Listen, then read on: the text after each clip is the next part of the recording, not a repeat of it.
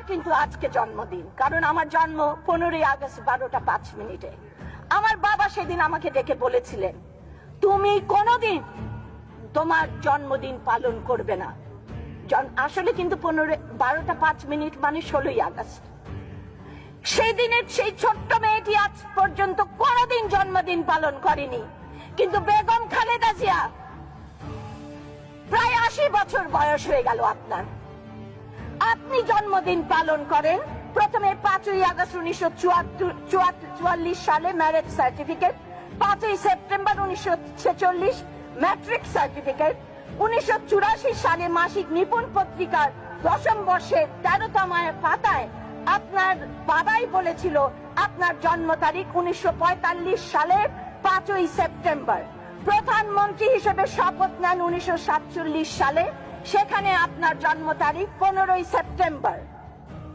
তারপরে বঙ্গবন্ধুর শিশুপুত্র যেদিন মাতৃ হত্যা হয়েছিল, শিশু হত্যা হয়েছিল, জাতির পিতাকে হত্যা করা হয়েছিল, সেদিন আপনি উল্লাস করবার জন্য একজন মা হিসেবে আপনার জন্ম তারিখ রাখলেন 15ই আগস্ট। ধিক্কার জানাই আপনাকে, ধিক্কার জানাই আপনাকে। আমি পরিশেষে একটি কথাই বলবো, বেগম খালেদা জিয়া বলেন তিনি আপোষহীন নেত্রী। আরে আপোষ তো আপনি করেছিলেন সেদিনই, যেদিন 1 টাকার বিনিময়ে আপনি স্বামী হত্যার বিচার না চেয়ে তার কাছ থেকে বাড়ি গ্রহণ করেছিলেন, হত্যাকারীর কাছ থেকে। আর আমাদের নেত্রীকে দেখুন, আপোষ তিনি করেননি, এবং তিনি আপোষ করেননি বলেই আজকে তিনি তার 2 প্রাণ প্রিয় সন্তানকে তিনি অশ্রু সজল চোখে বিদেশে পাঠিয়ে দিয়েছেন। কাদের জন্য?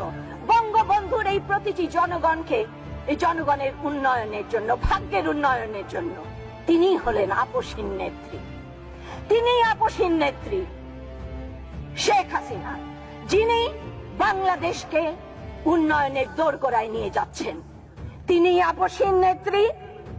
যার তৃণমূল এত শক্তিশালী, যারা বলে 1/11 মতো ঘটনার পর যে জাতির পিতা বঙ্গবন্ধু শেখ হাসিনার কন্যা ছাড়া আর কাউকে আমরা দলীয় প্রধান হিসেবে, প্রধানমন্ত্রী হিসেবে দেখতে চাই না, মেনে নেব না, কোনদিন মানব না। আপনারা সবার মনে আছে